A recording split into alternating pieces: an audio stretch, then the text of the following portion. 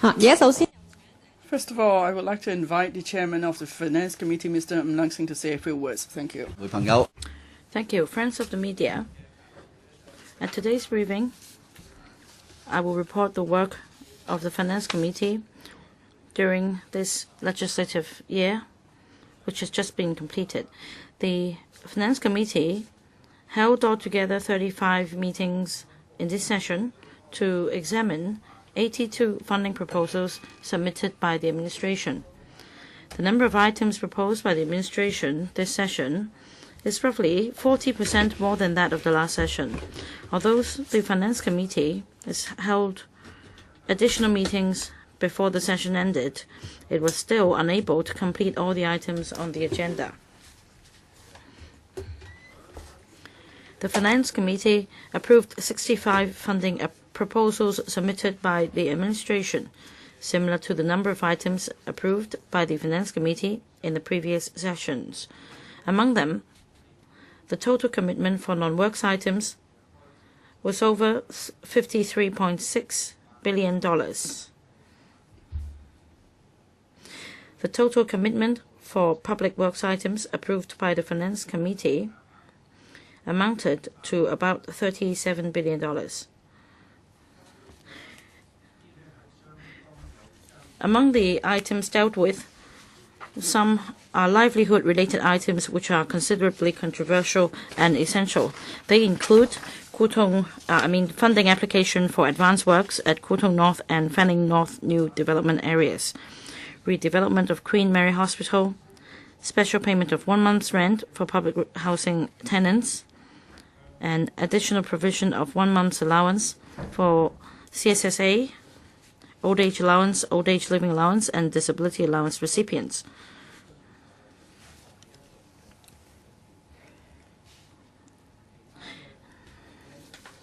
I won't go into details other items. You can have this information online. In addition, the Finance Committee held 20 sessions of special meetings between the 31st of March and the 4th of April this year to examine the estimates of expenditure for 2014-15. Members had submitted a total of 6,660 written questions to the administration before the special meetings began. The administration submitted its replies in phases. First, to the 3,300 plus written questions before the special meetings were held, and subsequently to the remaining 3,360 initial questions and 232 supplementary questions before the third budget meeting. The appropriation bill was passed in the Legislative Council on the 4th of June. We understand that the written questions might increase the workload of and the pressure on the staff of the relevant departments and policy bureaus. However, it is the members' duties to monitor the government. In examining the budget, members have the obligations to scrutinize the proposals carefully and raise reasonable questions. We must strive to achieve an appropriate balance. During the past year, there were quite a number of controversial issues in the Council. Members were concerned about the impact of the administration's funding proposals on various sectors of the community, and hence had participated in the deliberations of the Finance Committee in a serious and proactive manner. Their efforts should, of course, be acknowledged. However, the committee could not discuss a single item indefinitely. A decision would have to be made at the end of the deliberation. If a member's conduct apparently hindered the Finance Committee in discharging its functions conferred by the Rules of Procedure and the Public Finance Ordinance, it would be necessary for me to properly control the progress of the meeting in a reasonable manner so as to safeguard the operation of the Finance Committee. In the coming legislative year, it is believed that the controversies will continue in the Finance Committee. We have to deal with a number of controversial items, such as the funding and staff proposals, as you know, for the 3 landfills and 1 incinerator, and the establishment of the Innovation and Technology Bureau. I hope the administration could walk the extra mile by consulting extensively and responding to the concerns of members and the community. It should also answer members' questions and consider their views seriously to facilitate a smoother workflow of the Finance Committee. So I thank everyone in advance, and I thank you for the support. Now it's time for questions. Please raise your hands and identify your organization. First, Stephen. Good afternoon, Mr. I'm from the Apple Daily. In the past year, in particular, in considering the item on Northeast and New Territories, many members expressed views on the way you made rulings. That's why the meeting was not conducted smoothly. So what have you learned over the past year? And in the 4th year of this term, would you again run for the chairmanship of the Finance Committee? Thank you. Well, yes, there have been disputes and controversial issues. In the past year, there will bound to be more such items in the coming year. For the Northeast New Territories item, it's true that since actually I've said this to the media. Well, since I started my work at the LegCo, there were few occasions when we came across a case like that.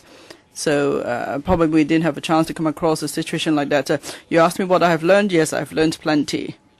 And then in dealing with the rules of the Finance Committee, there were different views expressed. Yes, the chairman has his prerogatives. But as I said, we have to allow members to question the administration and monitor the administration because members have the duty to do so. So that's why in terms of the rules of the meeting, the chairman must accommodate this as far as possible. But then when an issue is dragged on for a long time, so we could not complete consideration on an item in a reasonable manner, then the chairman would have no choice but to make a decision. Perhaps in the course of handling the issue, I didn't do a perfect job. Not everybody was happy. But as I said, it's important to strike the right balance. So there would be members' participation. At the same time, we could complete the consideration of an item in a reasonable time frame. Thank you.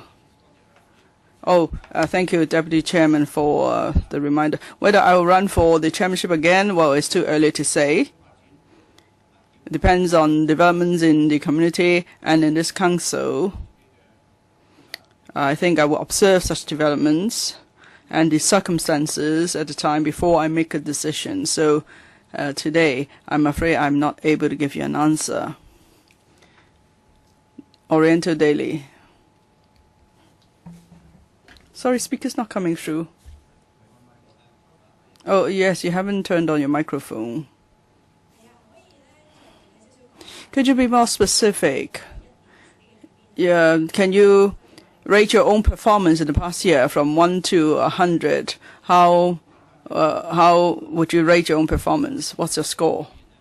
Well, if you talk about my experience in the past year, as I said, it was the first time ever that I was the chairman of the Finance Committee to deal with such a complex and controversial issue. Well, you might have noticed what the president said. Now, I wouldn't say I'm a total newcomer. But when it comes to dealing with Finance Committee matters, yes, I'm new. So I agree. If I keep up with work, yes, there's plenty of room for improvement.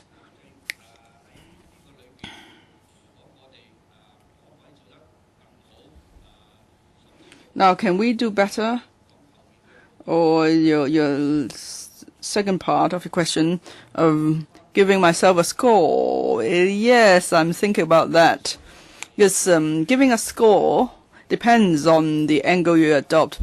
Overall score, I would say, is a pass. I would say so, but I wouldn't say it's a high score. But how many points exactly? Perhaps between 60 and 80. That's the score I give myself, since you asked me. So that's, of course, the answer I'll give you. Whether I'm being modest or not, that's the answer I'll give you. RTHK. Mr. Chairman, when you handled the Northeast NT case, the controversy didn't just stop in the council. Even the public had strong views on how you handled the case. Did you regret how you handled the case? And if there were room for improvement, there's room for improvement, as you have said. In future, if you become the chairman again, you wouldn't handle it the same way. Would it be the case? And because the way you ruled on this case is affected how the public see you, would you say that you have, been wronged in a way because of how you try to help the administration? Would you be scared from running for the chairmanship again? Well, I'm in public service. I can't say I'm regret anything, because you make the decision to join public service. You can't complain. You can't regret. But of course, times change. We're always making advancement. So there may be different demands and different voices and views as well. Some may not agree with the way I handle this. Now, it's not true that, of course, my friends would definitely compliment my performance. But while some criticized me as well, some gave me constructive views, or while some complimented my performance. But anyway, it was a good opportunity. But if you ask me whether I regretted anything, no. I could give you a resounding no. I have no regret. I have no complaint. But what is important is that I go by my conscience in dealing with the matter. While people said there's a conflict of interest, I still don't know what sort of conflict of interest they're talking about. I'll be very upfront about that. Perhaps different people will judge you differently when you're involved in public service and affairs. If people want to pick on you or criticize you, you can only say that because this is pluralistic society, there are different viewpoints, so we just have to accept that. Now, maybe some of the criticisms are not so reasonable, but I would like to handle that the procedure properly. Now, have I handled the procedure properly? If it's an unreasonable accusation of conflict of interest, and of course I have to defend myself. Some say that I'm being too tough, I wouldn't listen to anything. Well, I think it's hard to say. I would say that I've already declared my interest, and then people pick on my declaration of interest and said that there's a declaration of interest. I find that strange. Perhaps on that point, I have made very clear that I didn't accept the accusation. But then throughout the process, there was a motion of no confidence and so on. You know, as a chairman who has to chair a meeting,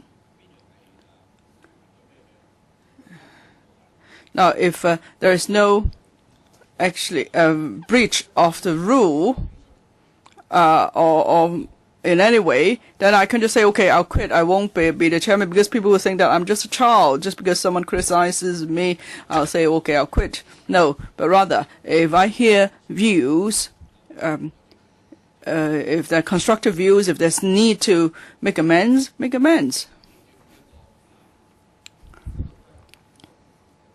So all along, I have been trying to serve the public. I try to be impartial in chairing the meeting properly.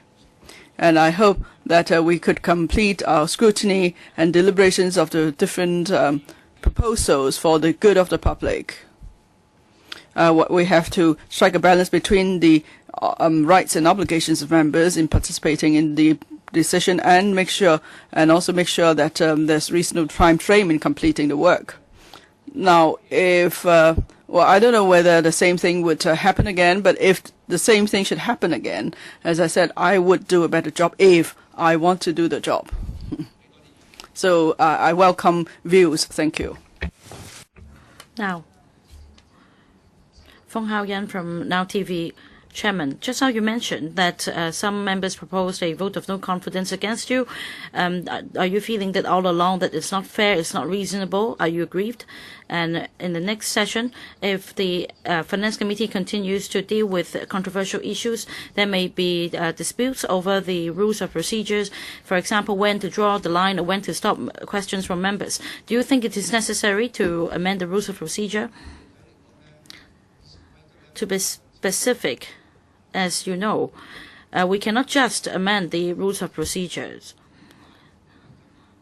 As for the number of rounds for members to speak and disputes over Rule 37A of the Finance Committee procedures, I can say that within the remit of the Finance Committee, in relation to the speaking limit, in fact, before reaching the Finance Committee, the proposals will have to go through the Establishment Subcommittee and Public Works Subcommittees first.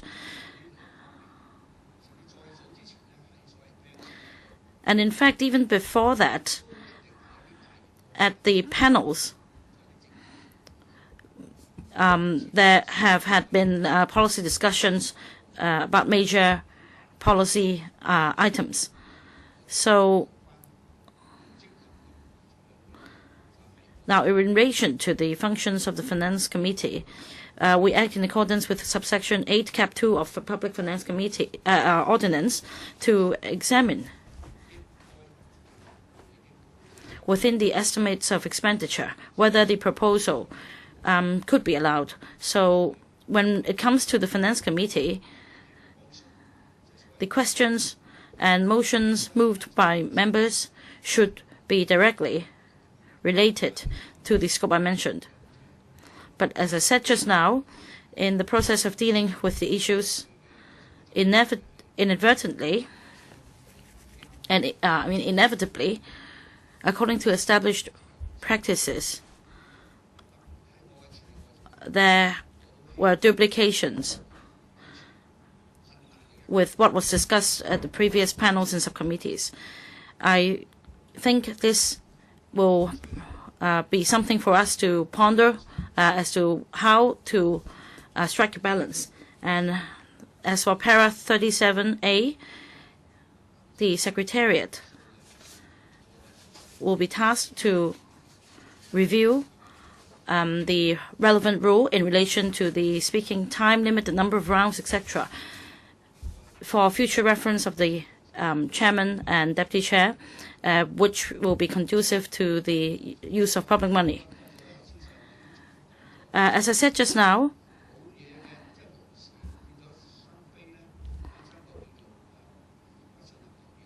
about the vote of no confidence, as I always say, if you point out what I should improve, I will do so. But it was at a very early stage when some members, a few members proposed a vote of no confidence, and they relied on the 37A at a very early stage. And I think it's a waste of public money. And in fact, during one of the additional meetings, I dealt with the motion on the vote of no confidence. And I don't think it should be dealt with by way of a vote of no confidence.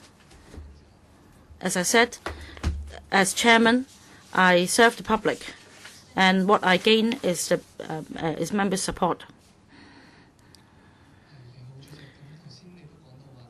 Good afternoon, Chairman. You gave a score of 60 to 80 for yourself, and there is room for improvement, as you said just now. And there were incidents in which you feel that there is room for improvement. And you see the controversies will continue. What if an incident similar to the Northeast NT Advanced Works is repeated? And if you encounter similar situations, will you give an undertaking? If the PIN Democrats leave their seats, that you will allow them to return to their seats before you proceed to voting? Well, this is just a hypothetical question. I cannot answer for sure. But in fact, I think what I had done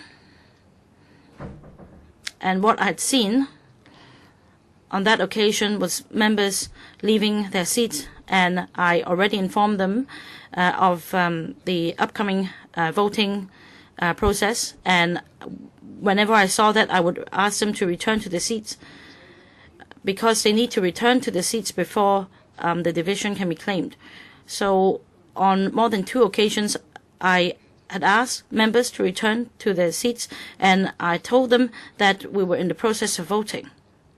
And I allowed ample sufficient time before inviting members to press the buttons. So of course, I won't want to see anything similar happening again in the future. Whether the members are in favor of or against the proposal, or whether they wish to abstain, they should at least remain and cast their votes. So I did not consider myself depriving anyone of any right that day, but I don't want to see anyone leaving their seats and not returning to their seats.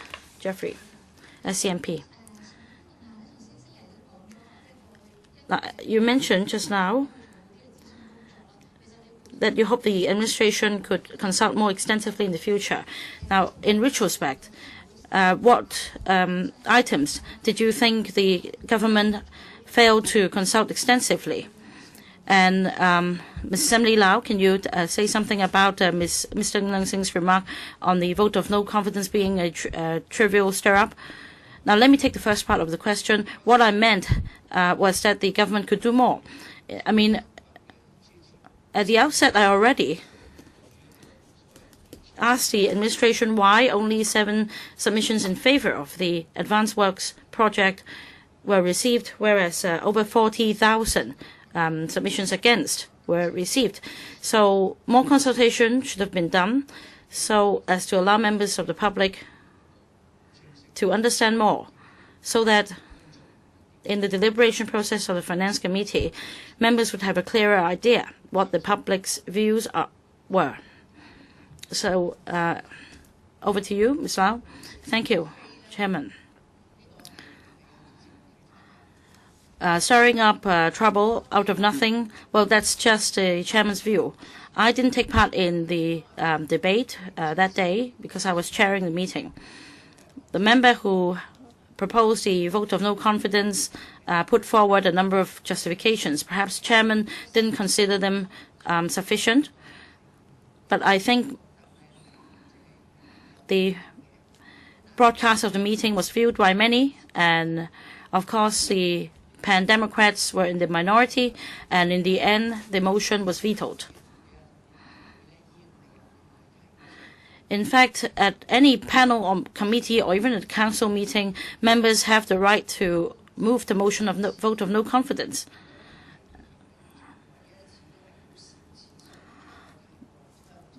That occasion was just one of the few, if not the only occasion in which the vote of no confidence motion was moved against the chairman of the Finance Committee. I urge Chairman to reflect on himself. We don't want to see this happening very often. Of course, I understand that he had worked really hard, and as he said, he had no alternative because in the election he won, I lost, and I also find it hard to agree with a few things said by the chairman. For example, chairman just kept talking back to members, be it a point of order or other questions. Chairman just kept talking back, which was not what an ordinary chairman should do. I urge Chairman to improve on this.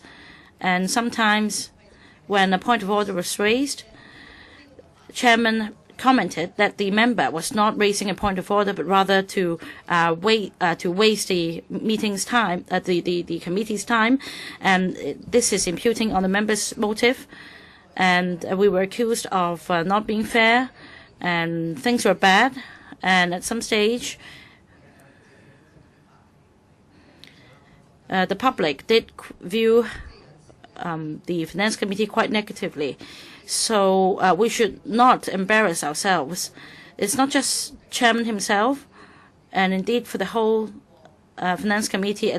In some instances, I really felt embarrassed because some members were arguing with the chairman. So I think we have all learned a lesson.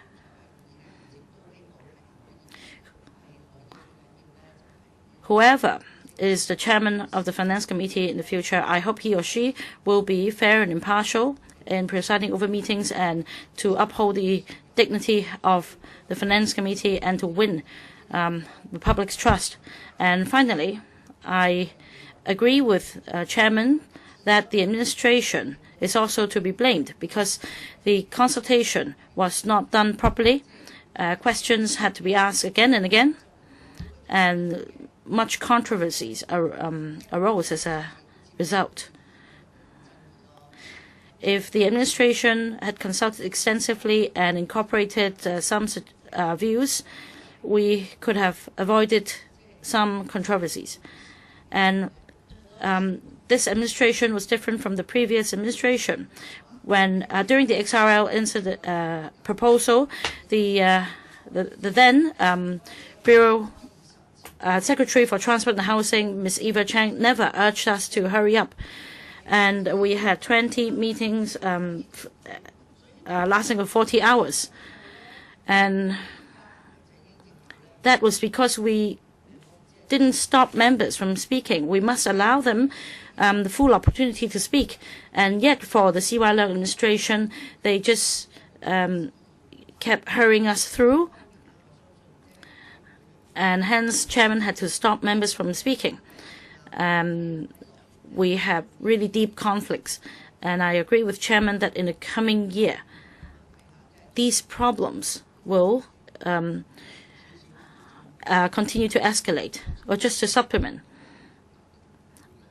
on my judgment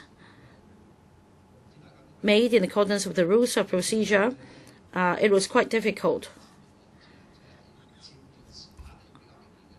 in deciding whether it was a point of order.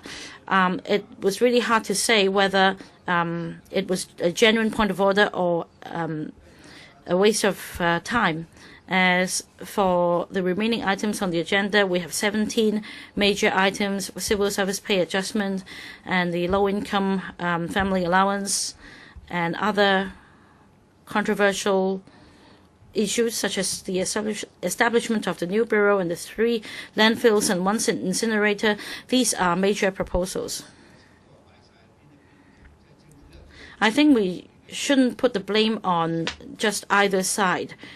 The administration, of course, will have to attach importance to livelihood-related items. It's hard to say which are livelihood-related, which are not.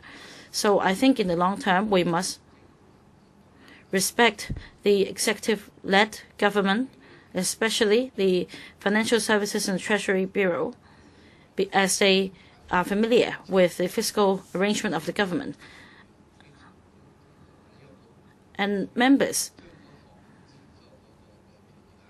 often reminded me whether I had the power to change the order of items on the agenda. In fact, I couldn't do that because if I change the order once on a member's request, then the next member could make the same request, and the chairman in the future may not know what to do as a result. This is what I wish to supplement. If I may also add, Mr. Chairman, yes, I agree with the chairman. The chairman did what we asked him to do. He asked the administration to shuffle the order of the agenda, but the administration didn't do it. He's right. If one colleague asks you to move this item, another asks you to move another, then what do we do? And at the end of the day, these are items proposed by the administration. So actually, he told the administration you should shuffle the agenda or items, but then the administration wouldn't listen. And then another point, when someone is challenged whether there's any conflict of interest, I don't think the chairman should debate with others. It's hard for a chairman to debate with others. There is a proper way to handle it.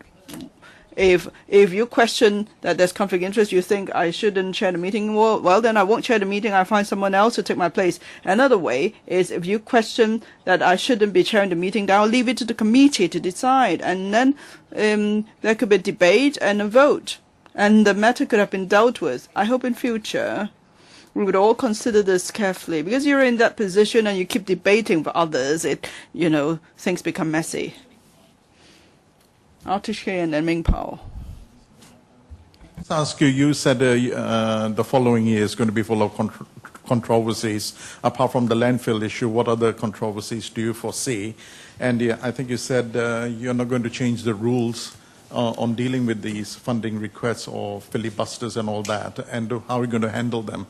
And the other thing is your handling of the Northeast NT funding request made you quite unpopular. Would you consider handing over the chairmanship to somebody else who's more popular? In principle, I have given you a simple answer. As a chairman of the Finance Committee, I have to strike a balance between the time allocated to all the members for discussion and also the efficiency of the Finance Committee. So every meeting I have to control like this. What controversies are you expecting apart from the landfill issue? And how do you deal with them? I have talked about that. We have a list on the on our website. The details, the list of the items on our website already.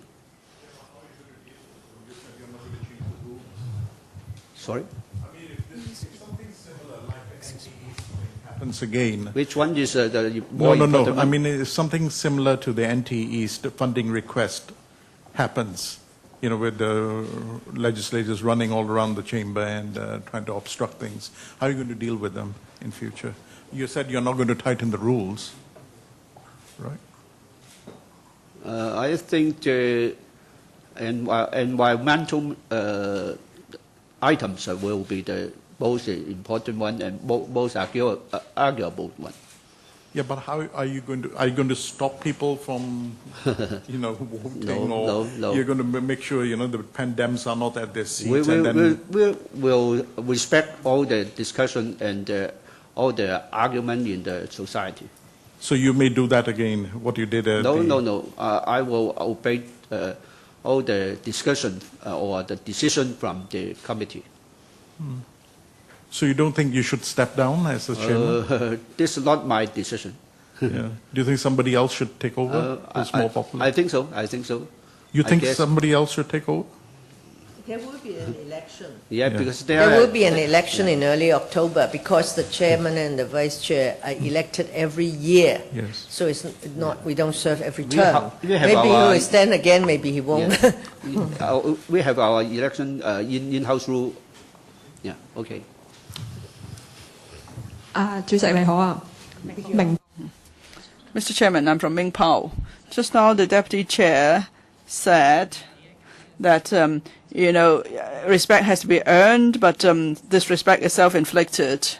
So over the past year, how do you view your own performance? Do you think that you have lost respect yourself? Now you gave yourself a rating of 60 to 80. So where do you think you have scored well, and where do you think you've lost scores? Well, I think that's tough. Sometimes people respect you. Sometimes people show disrespect. That shows just how pluralistic society is. In society, some may be for this, some may be against this. The Deputy Chair said that the public feel strongly about it, but there are many different kinds of people in the community. Sometimes I came across some members of the public. They actually told me, you tell Ms. Lau of the Democratic Party, don't just blame it on us. It's not just us. So some members support this, some are against this because we have a pluralistic society, and I respect that. But I will, with humility, see what comments are constructive and that I should learn from them. And that's because I'm here to serve the public. So, and then I would accept such comments or criticisms even. So I think there's still a lot to learn. At the same time, we see advancement in society, we see changes. I wouldn't say all the changes mean advancement, but anyway, there are changes, and then people start to be worried, or it's more difficult for electrical members now. Like 8 years ago, I was a electrical member. At the time, everything went well. 8 years later, I thought I wouldn't encounter too many difficulties, but I did encounter some difficulties, and it's not just a single case. I'm sure it's with many other cases in Hong Kong. So it doesn't matter what score I give myself, the score will keep changing with time. The score I gave myself, just my own view, as I said, it doesn't represent the score given by any member of the public. And I would still encourage the public to give their views from various channels, because recently we've seen some who've been silent, they've started to speak up. So what was your best decision and what was your worst decision? That's why you took off of some 20 or 40 marks yourself. No, I don't think I could keep up with the rapid development in society. I told that to the media. I said when I came in, there were so many changes. Before it was just a glass on the table. Now there are many items on the table. Even feet were put on the table, and then people would wear shorts now or running shoes. That's never happened before. And of course, among members, there are a lot of changes as well. I have to accept that because the president accepts it, so I have no choice but to accept it. But anyway, I think what is important is that there is mutual respect. Sorry? Where I have a lost point, as I said, I couldn't keep up with the changes in the development, and I couldn't keep up with the fast pace. And people said, what if people stormed at you or charged at me? Well, it never happened before. They said because I didn't handle the case properly, so people came charging at me. But I don't think I should encourage this sort of behavior. It can't be right. It's like if people storm this council with violence, I can't say that we can't say that because I don't handle it properly, so we should encourage people to storm the electrical. No, don't say that it's because of me, so then you condone such behavior. Don't give excuse to people who use violence. We want to talk reasons among us. Well, you could apply it to any case, but as I said, if you encourage it, then you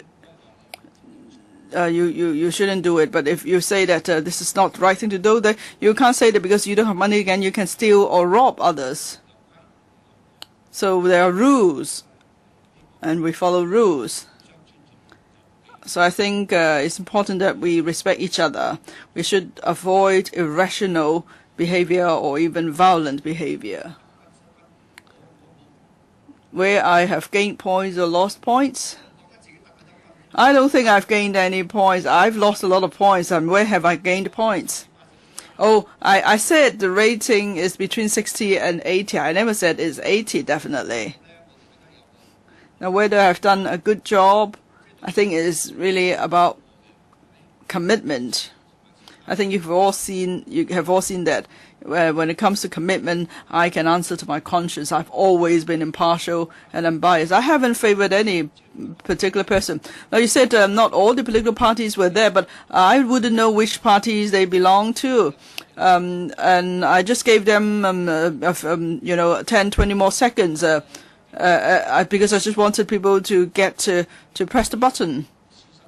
It's not that I'm favoring anybody. The fact is like that. I don't think I should explain so much. I think you can see for yourself. Thank you. Cable. I have a number of questions. The first question, now you have had a number of meetings on the NENT proposal. Did you find any embarrassing moments? And how did you feel as you left the conference room? Embarrassing, well, I wouldn't call it that because, as I said, that as a member serving the public, I need to put up with embarrassing moments. Now, just like Deputy Chair in the street, sometimes she would bump into people criticizing her or commending her. So I don't find my work embarrassing. Definitely, there are difficulties, as you said just now. Yes, yes. I need to think about the other question. These are two different questions. How I left. Now, according to the media, and as you can see, at that time, there were staff members next to me, and there were arrangements for me to board a vehicle, a pool car. I don't know why, but this is arranged by that was arranged by the Secretariat. They had very good service. I didn't have to use my own car, so I just followed their staff and bought that car. I never said no to any arrangement made by the Secretariat. They told me what the arrangement would be, and for example, on one occasion, I think the fire alarm went off, and then they told us to stay behind and wait for further notice. So I did so. Because as chairman, I wouldn't see beyond the conference room. The Secretariat received information by slips. Sometimes I see handwritten slips with the signature of the President, and I just follow suit, of the Secretary General, and I just follow suit. So when I was asked to leave, I couldn't just slow down. I couldn't just took my time.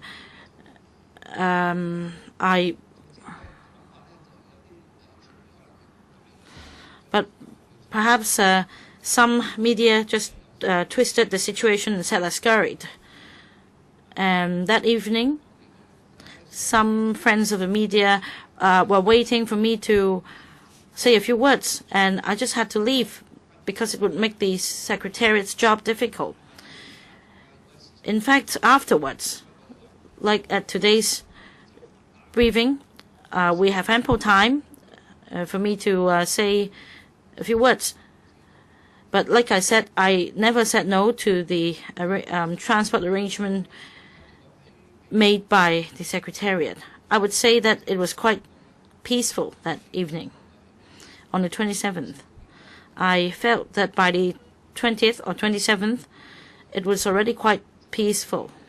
And as I said just now, as chairman, I have my commitments, and once my duties are fulfilled, I have to leave. I couldn't stay behind for dinner. Difficulties. As I said just now, there were unexpected circumstances, but fortunately, and I really need to praise the Secretariat and the legal advisor, they have made ample preparations. So even as a newcomer with a lot of unexpected circumstances, and there were points of order raised based on Para 39 to 46, they assisted, and I wouldn't say that. I had the responsibility to try my best to see it through. Two final questions. Economic Times. Ms. Lau, you said that in the coming year, there might be an escalation of the problems. So, and you think that there should be communication between the Pan Democrats and the chairman, and who do you have in mind? Who you consider suitable as chairman? Or do you think Mr. Leung-sing should continue to be chairman? The member taking up this post is not really negotiable. There isn't much room for Pan-Democrats to take up posts as chairman. As for the chairman of Finance Committee, in politics we talk about power. If you have enough votes, you can have the chairmanship. I hope the chairman of the Finance Committee in the future can communicate with members, can discuss fully with members, and also to respect the rules of procedure, the rights of members. And also, I think we need to make it clear to the administration that they should do their work properly. When the proposals are submitted to the Legislative Council, they should have less controversies. They should be less controversial. And as Mrs. Carrie Lam once said, if there are no controversies in the community, the electoral members would not try to make the administration's job difficult. I believe she wouldn't say this anymore now. On one occasion, at the Public Works Subcommittee about the incinerator proposal, when it was passed, a lady in the public gallery tried to jump off. It was very dangerous. It was very shocking. Chairman was not there. He was not a member of the Public Works Subcommittee. And this lady is an expatriate, and we're very concerned. Our staff members was never alerted to such an incident happening because she was not one of the regulars, so to speak. Instead of sitting in the front row, she was actually sitting in the back row. Because the front row was usually reserved for regular reporters. However, she just swiftly jumped onto a frame in front or shelf in front and tried to jump off, saying that she should sacrifice for the sake of the incinerator. Had she really jumped off, the consequence would have been disastrous. That also applied to the member sitting underneath that public gallery. So we asked the administration why. Why didn't the administration do it more properly? There are different public views about the incinerator proposal, and an expatriate in particular had strong views on the proposal, and he or she often emailed us. I think the Director Bureau and the administration should communicate with the community, and the chairman should be impartial. Definitely, the chairman will be coming from the pro-establishment camp. But even if the chairman is a member coming from the pan-democratic camp, he or she should give the impression that he is impartial and fair, and he should also tell the administration to do its job properly. Of course, he should try his best. C.Y. Leung may not follow the advice. And I also understand that he should communicate with the members. And as Chairman said just now, the Secretariat has been tasked to review the situation. And in October, we'll see a new chairman. And we have over 2 million amendments made under Rule 37A in the safe right now. So it really depends on the wisdom and the competence of the chairman in dealing with these issues. I would not resort to filibustering or obstructing the progress of the committee.